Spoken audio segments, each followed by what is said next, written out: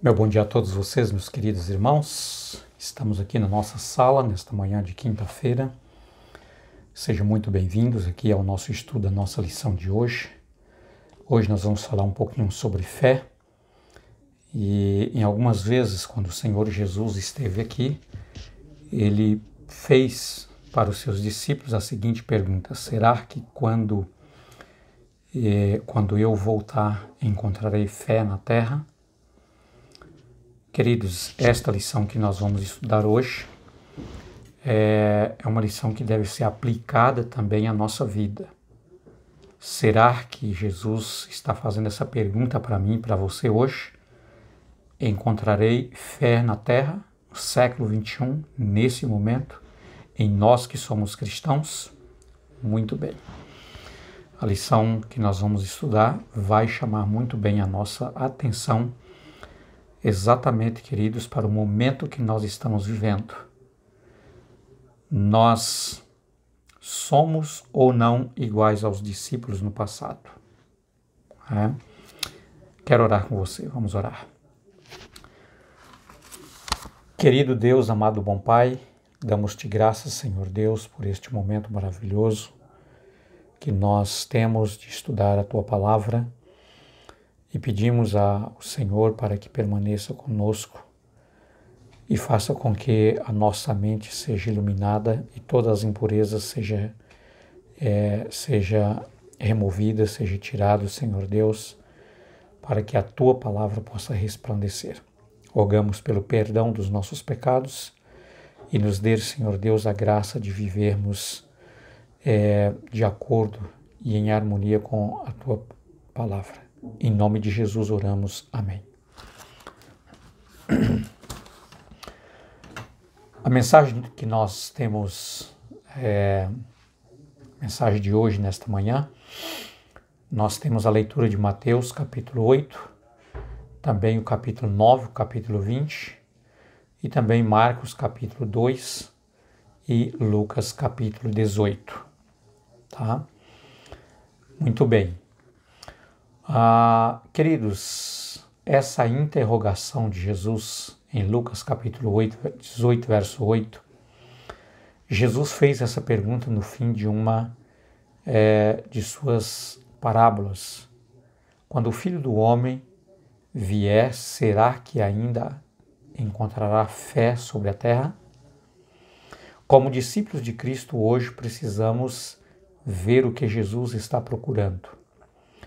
Nessa história vemos que Jesus está à procura de uma fé que resplandeça mesmo em meio às trevas. Essa foi a pergunta que Jesus fez para os seus discípulos. Porventura, quando vier o Filho do Homem, será que encontrará fé na terra? Queridos, Jesus não voltou ainda. Os discípulos não viram Jesus retornando. Nós estamos aguardando, estamos esperando. Jesus estava perguntando para os discípulos: será que nós, como discípulos dos últimos dias, encontrarei fé na terra quando vier? Nós vimos aqui, queridos, na mensagem que nós temos em Mateus capítulo 8, aqui conta a história de um grande comandante romano que ele tinha a seu serviço, alguns soldados, e um deles que estava enfermo. Então esse comandante, que amava, gostava muito dos seus servos, dos seus soldados, ele rogou a Jesus para que Jesus fosse até a sua casa para curar o seu soldado, tá? E quando Jesus estava indo em direção à casa daquele homem, imediatamente Jesus novamente é interrompido com um outro servo daquele comandante, dizendo assim: olha, o meu Senhor está pedindo para que o Senhor não vá até a casa dele, porque ele não se encontra como digno de recebê-lo em sua casa, a esta grande majestade chamando Jesus. Então, queridos, aquele homem, né, disse assim para o seu servo: diga para Jesus que se ele apenas dá uma ordem, o meu servo ficará curado. Porque da mesma forma eu também dou ordem para os meus soldados, quando eles precisam ir, eles vão, quando precisa voltar, eles voltam. Ele entendia, queridos, que Jesus era o dono do universo. O universo estava em suas mãos. Ele poderia dar uma ordem, qualquer coisa lhe obedecia. Tá? E quando Jesus ouviu daquele servo do comandante, né? Essa expressão, Jesus disse assim: olha, nem mesmo na minha terra encontrei tanta fé. Na verdade, aquele homem era um cristão convertido, mesmo sendo de uma nação pagã. E vem mostrando que para nós, queridos, eu posso aprender nesta lição que Deus tem vários comandantes à semelhança desse em todos em todos os países, né? Mesmo países pagãos, mesmo pessoas, né, que não têm uma coletividade como cristãos, mas Jesus tem pessoas sinceras ali, cristãos convertidos, né? Por pequena que seja a luz que ele tem, ele vive de acordo com os ensinamentos que ele conheceu. A semelhança desse comandante que era romano, né? Um comandante de um lugar, de um local, de um país pagão, mas ele era um homem de Deus, um convertido de Deus, tá? Um outro exemplo que nós temos aqui, queridos, Jesus estava em uma casa, propriamente, não é? Os teólogos acreditam, né? E através da Bíblia, conforme ela indica, nós temos também essa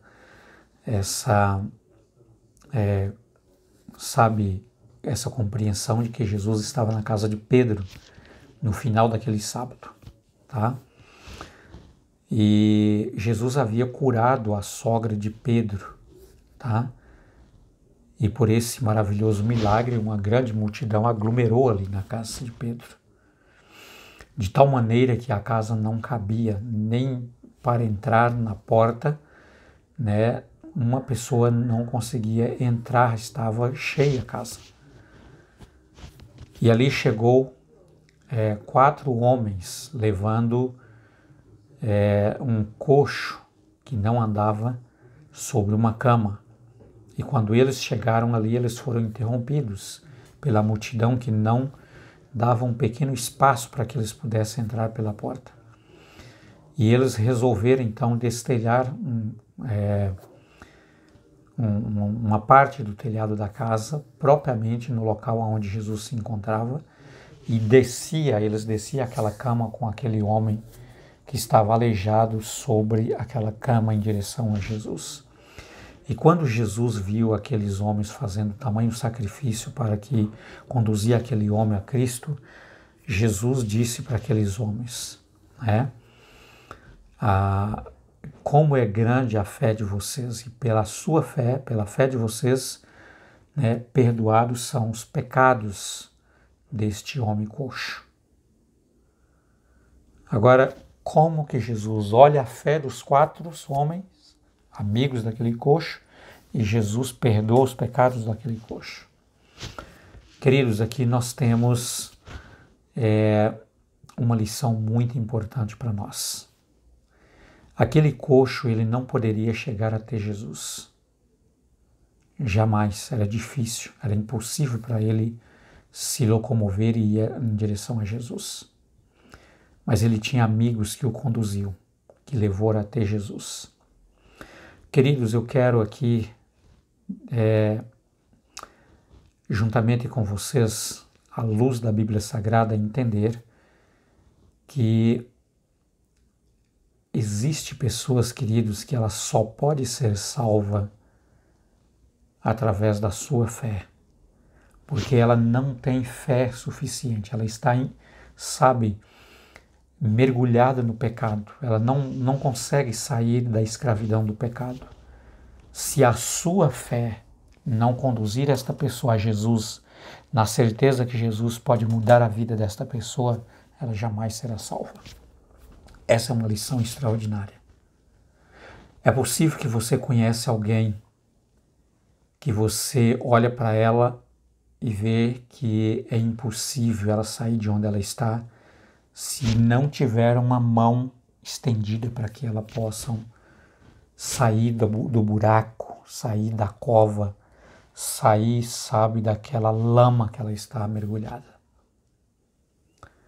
A fé desses homens levou aquele outro a Jesus, porque eles tinham certeza que ao aquele rapaz encontrar com Jesus, ele seria transformado. E Jesus começou perdoando os pecados daquele homem. Porque, queridos, ele estava naquela condição devido ao pecado dele. A transgressão da lei de Deus levou ele a sofrer aquela tamanha enfermidade. Tá? Por isso Jesus começou perdoando os pecados, salvando dos seus pecados. Tá? Muitas das nossas enfermidades, queridos, são consequências dos nossos erros, consequências dos nossos pecados, das transgressões às leis de Deus. Leis morais, a lei moral, lei de saúde, lei física. Muitas vezes nós, abusamos do nosso corpo, não cuidamos do nosso corpo e como consequência nós enfrentamos muitas enfermidades que trazem problemas sérios. Era o caso daquele homem. Por isso Jesus começou salvando aquele homem, perdoando os pecados dele e depois Jesus curou. Ok? Um outro exemplo aqui, queridos, que nós temos aqui é o cego de Jericó. Aquele homem, quando ele viu Jesus passando nas ruas de Jericó e ele ficou sabendo que era Jesus, ele começou a clamar: Jesus, filho de Davi, tenha misericórdia de mim. E a multidão que estava à volta de Jesus tentava interromper para que ele não gritasse, não falasse.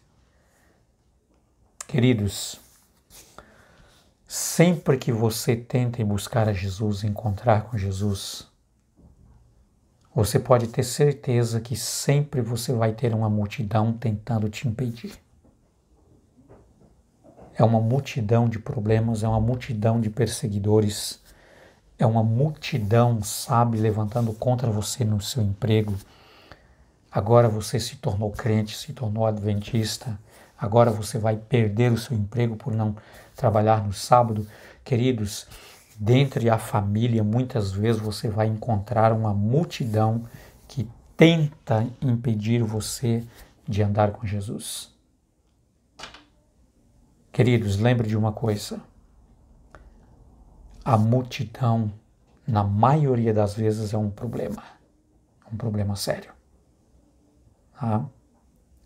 E Satanás, ele inventa uma multidão de problemas, uma multidão de dificuldades para tentar impedir você de seguir a Jesus.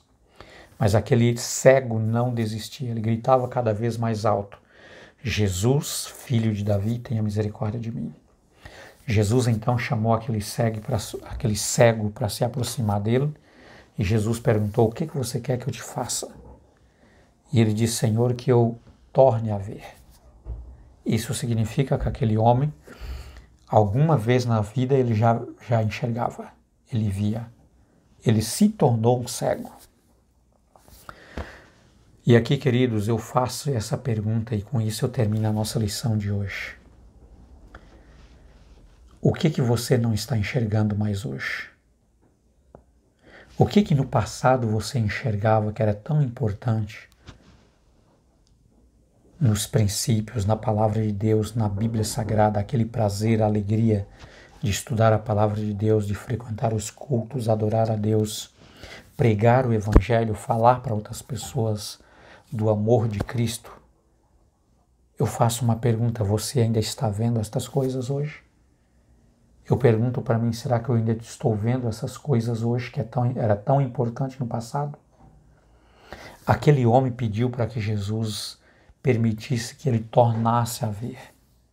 Queridos, esse é um momento importante para você orar a Deus e dizer assim: Senhor, eu quero ver de novo. Eu quero ver de novo, Senhor Deus, a importância de andar nos teus caminhos. Eu quero ver de novo, Senhor, a importância de guardar os teus mandamentos. Eu quero ver de novo, Senhor, a importância de cuidar do meu corpo como templo do Espírito Santo. Senhor, eu quero ver de novo a importância de estar adorando o Senhor em coletividade junto com os meus irmãos no culto, nos cultos. Senhor, eu quero ver de novo a importância de anunciar, de falar da breve volta do Senhor, de anunciar aos meus amigos, meus colegas, pessoas que eu conheço, que o Senhor vai voltar. Eu quero ver de novo. O que você precisa ver de novo, que você agora já não enxerga mais, que no passado você enxergava? Lembre do clamor desse rapaz, desse cego.